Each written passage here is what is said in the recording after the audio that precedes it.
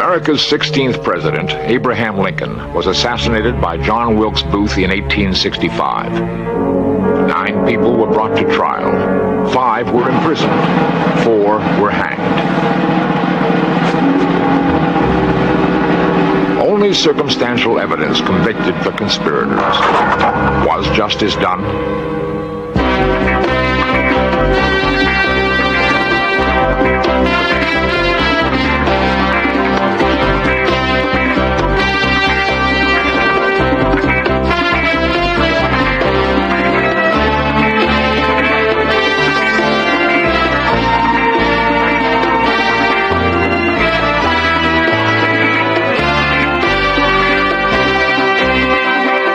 This series presents information based in part on theory and conjecture. The producer's purpose is to suggest some possible explanations, but not necessarily the only ones, to the mysteries we will examine. Lincoln assassination historian Professor William Hanchett. Lincoln has been our most beloved president, and that means that we don't fully appreciate that at the time, during the Civil War, he was also our most hated president. And he was hated for 2 things. He was hated, first of all, for one of the things that he's most honored now, for freeing the slaves. But pro-slavery people, and Booth was certainly pro-slavery, thought that this was a terrible thing for the United States. The second thing for which Lincoln was hated by many people was his suppressions of civil liberty. So when Booth called Sic Semper Tyrannis after he shot Lincoln and jumped to the stage at Ford's Theater, he really believed that he was killing a tyrant. And, you know, killing a tyrant is no crime or no sin. During World War II, we would have respected somebody who killed Adolf Hitler. And many people, Booth among them, thought of Lincoln as we thought of Hitler. John Wilkes Booth, a renowned actor in the South, sought worldwide fame that would last throughout history.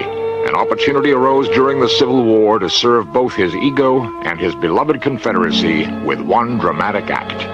September 1864, the plot was born. It wasn't a conspiracy to assassinate from the beginning. Sometime late in the summer of 1864, Booth got the idea of kidnapping Lincoln and holding him ransom for the Confederate prisoners in United States prisoners of war camp. And he approached 2 of his boyhood friends, Samuel Arnold and Michael O'Laughlin, about it. They thought it was a feasible thing to do. Lincoln frequently drove around Washington without an escort. At least Lincoln historian and author of Murder at Ford's Theater, Mr. James O. Hall. Now, I rather think that Booth was handed the kidnap plot in Boston about the end of July 1864, because he met there with 3 Confederate agents. Now, what they talked about, no one knows. But immediately after that, he started gathering together the people who would help him kidnap the president. And they had a meeting on the night of the 15th of March, in which they were going to discuss this. They had this meeting at Gautier's restaurant on Pennsylvania Avenue. Booth, being in the theater, concluded that the kidnapping of Lincoln just had to be sensational. So he was going to kidnap him in Ford's Theater.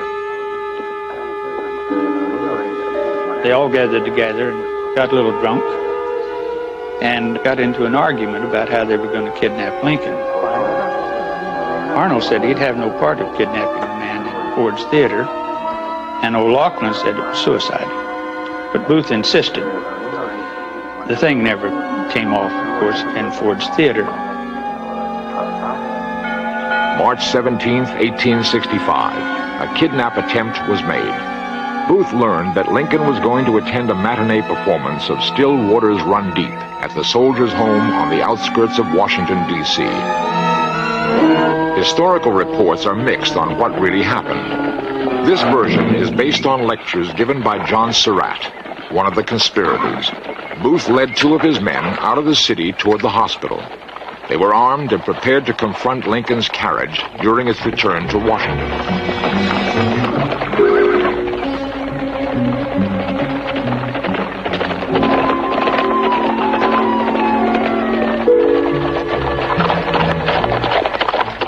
Choosing a secluded spot on a deserted stretch of road, Booth left his men with instructions to await his signal for ambush, then rode out to track the carriage.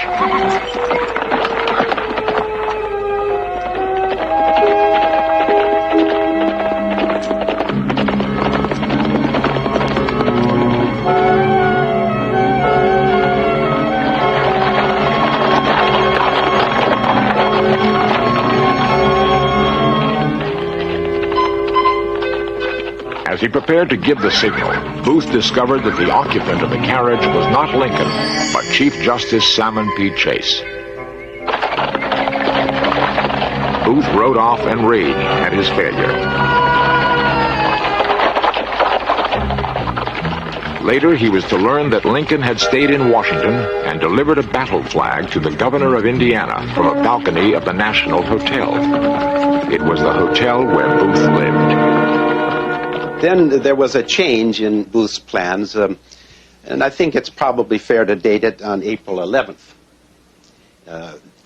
when Booth, in company with David Harold, who was one of the members of his group, and Lewis Payne, another member, attended a lecture at the White House. And during this speech, Lincoln said that he was going to urge that some black men be given the vote. And Booth was outraged at this suggestion, and he turned to Payne right then and said, "Shoot him." And of course, Payne refused to do that, but then he turned to David Harold, the other companion, and said, "That's the last speech he'll ever make." So it's possible that then Booth did decide, if opportunity arose, that he would kill Lincoln. So you see, whether the kidnapping plot just came over into a plot to murder, whether it was one conspiracy or two, you have to remember this, that anytime anyone plans to kidnap a president of the United States, they must be prepared to kill. And they had armaments in the kidnapping plot. So it could be that this plan to kidnap Lincoln just drifted naturally in Booth's fanatical mind into a plot to murder. April 14th, Booth knew that Lincoln would attend Ford's Theater that evening. He met with members of his group still in Washington. It was only at this meeting that he told them that he was going to assassinate the president. And he gave Payne the assignment of killing Seward. He told Atzerodt to get Andrew Johnson. You see, Booth's plan was a massive conspiracy against the leadership of the government of the United States.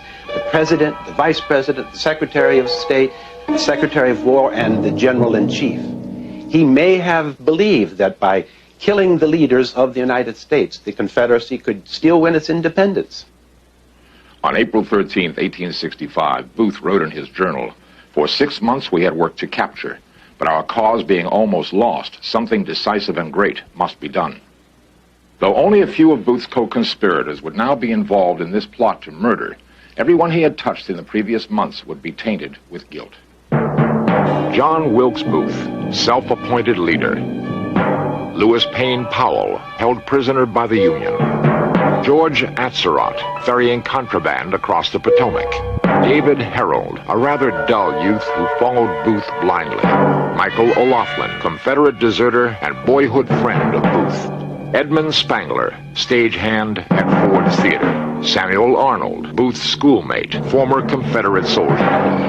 8:30 p.m., April 14th. Lincoln is seated in his box at Ford's Theater. 9:30, Booth rides up Baptist Alley behind Ford's Theater, dismounts, and calls for Spangler to hold his horse. Instead, a boy, Peanut John Burrow, responds. Booth enters backstage and crosses to the adjoining Star Saloon. There, he orders whiskey and waits as the rest of the plot unfolds throughout the city.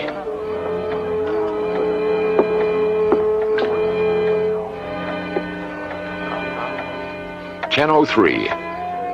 Payne gains access to Secretary of State Seward's home. Seward was severely wounded, but would live. Payne had failed. Booth was determined to succeed.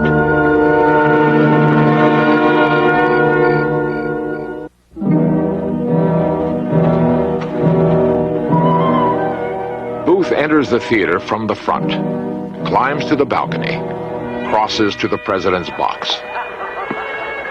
Being familiar with the play, he knows at exactly what point there will be sustained laughter and applause.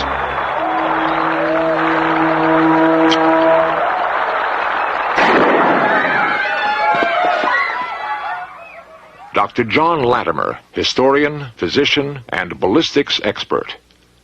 The actual pistol that Booth used to shoot President Lincoln was one like this, called a Derringer. A Derringer is a short barrel gun firing a very large ball, and the velocity and the energy are very fatal if fired directly into the head. Being a single shot pistol, of course, was useless after it was fired its shot, and Booth then threw it down and pulled out his hunting knife, and when the Major Rathbone that was in the box with him grappled with him, he stabbed him badly in the arm. The Major staggered back, and Booth went over to the edge of the box and vaulted over onto the stage 12 feet below, a flamboyant, dangerous type of action that did indeed result in his breaking one of the small bones in his leg just above the ankle. Booth ran from the theater and began his desperate drive towards freedom. He exited the alley with members of the audience in pursuit, rode down F Street, and across the Navy Yard Bridge into the Maryland countryside. Booth went to Soppers Hill to await David Herold. Herold was to lead Payne out of the city, but for reasons never explained, he arrived alone. From Soppers Hill, they went to Surrattville, arriving at the Surratt Tavern around midnight. Here, they were to pick up carbines, whiskey, and a pair of spyglasses. Mary Surratt, one of the accused conspirators, allegedly delivered these glasses for Booth on the morning of the assassination. 4 a.m., April 15th. Booth and Herold arrive at the home of Dr. Samuel Mudd. It is known that Mudd was acquainted with Booth. Whether he knew of Booth's deed remains a question. The broken leg was set, and the boot was left behind. It was to become a damning piece of evidence. April 26th, federal troops captured Herold and cornered Booth at Garrett's farm. They set fire to the barn to smoke him out. The barn was brilliantly illuminated. They could all see Booth very clearly. And Booth came back first towards the corner of the barn, and Booth then decided that he couldn't fight the blaze and started towards the front door with his crutch and a very heavy Spencer carbine, fully loaded, in one hand, and as he went towards the front of the barn, he pulled out one of his revolvers from his belt, and almost immediately a pistol shot rang out, and down went Booth, shot through the neck. Then they dragged him out and up to the back porch of the farmhouse, and he died within about 2 hours. The cry then went up, "Who shot him?"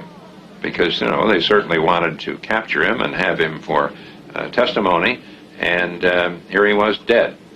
And the man that stepped forward was Boston Corbett.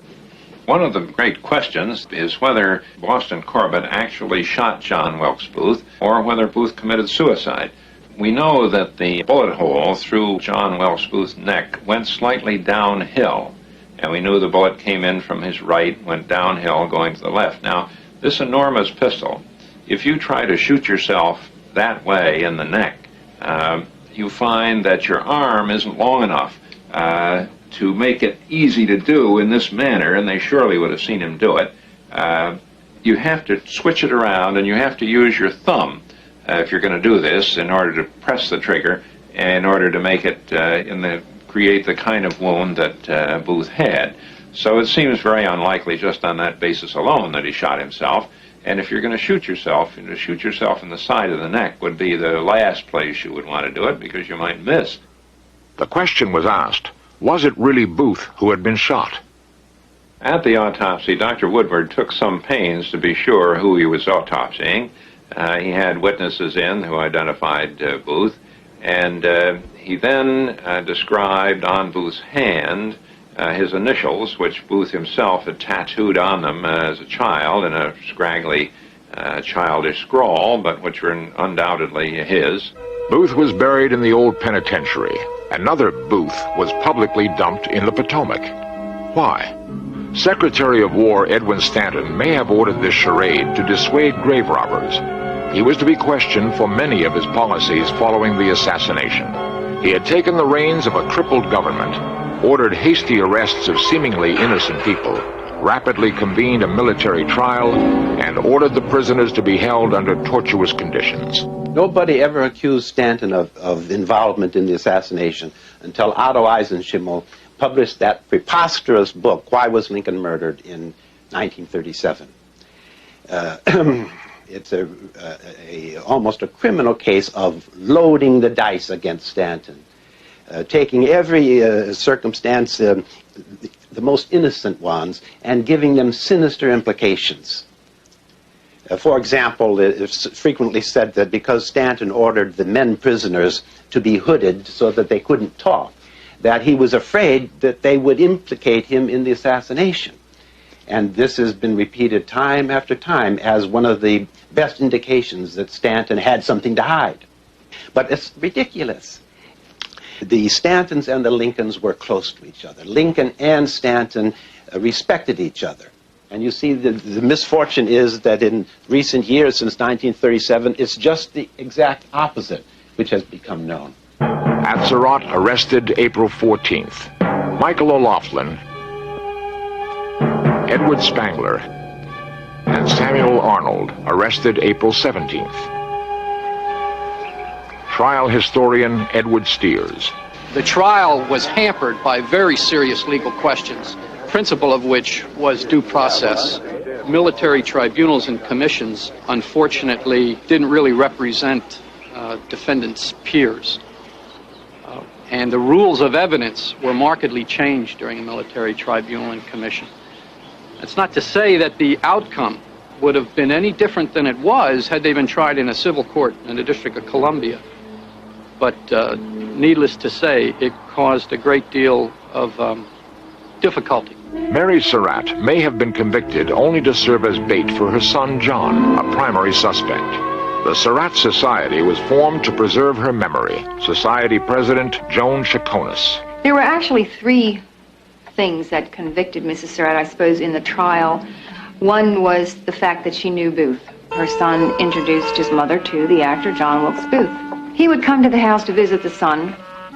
If the son wasn't there, then he'd stop and chat with the ladies. And of course, this was all brought out during the trial, that Booth was there, and if he didn't talk with the son John, then he was talking to Mrs. Surratt, and what did they talk about?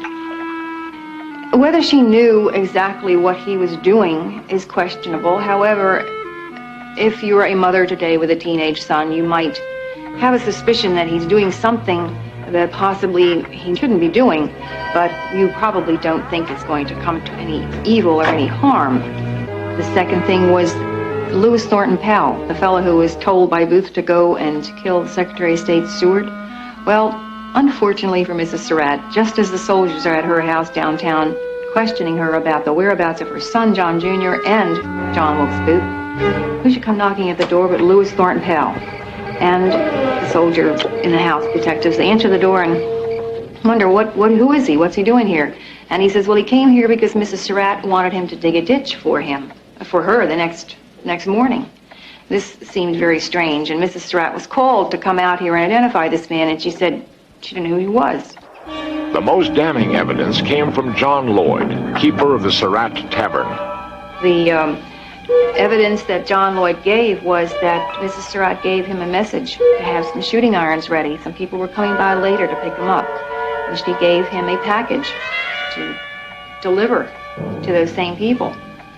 Whether she knew what was in the package, this supposedly contained Booth's spyglasses. She didn't know what was in that package. These are all things that are based on circumstances, and there's nothing really, no concrete evidence to show that she really had anything to do or any knowledge that Booth was planning to kill the president. 5 members of the commission met and signed a clemency plea on behalf of Mary Surratt, asking Johnson to commute her sentence to life imprisonment. Holt maintains that on July 5th, when he presented the findings to Johnson, he also showed him the clemency plea, and that Johnson ignored it or turned it down. Johnson maintains that he never saw the clemency plea and was totally unaware of it, and upheld the final sentences as recommended by the commission. July 7th, 1865. The hangman was getting tired of taking this very stiff rope and making 8 turns on every one of the men's knots, and by the time he got to Mrs. Surratt, since he didn't think it would be used, he only put 5 turns on her knot. And then, to his horror, the knot was indeed used to hang her. Mary Surratt became the first woman to be hanged by the federal government. Did Booth go to Dr. Mudd's only for medical assistance? Some say Mudd also gave provisions. This could not be proven. Mudd was sentenced to life in prison on evidence that Booth's knee-high boot was found at his home. How many others were convicted on circumstantial evidence? It was the government's position that all of these individuals participated in the conspiracy to varying degrees, but all of them shared equally in the guilt of the murder of President Lincoln. Stanton, when he issued his order on May 6th, charging the formation of the military commission, had used the phrase that the commission was to remove the stain of innocent blood from the land. And I think, in fact, that's what the final sentencing was doing. Were the right people brought to trial? Could others have conspired to kill Abraham Lincoln? John Wilkes Booth pulled the trigger in the assassination of Lincoln. There was a conspiracy involved. Some of the details of that conspiracy may for all time remain cloaked in mystery.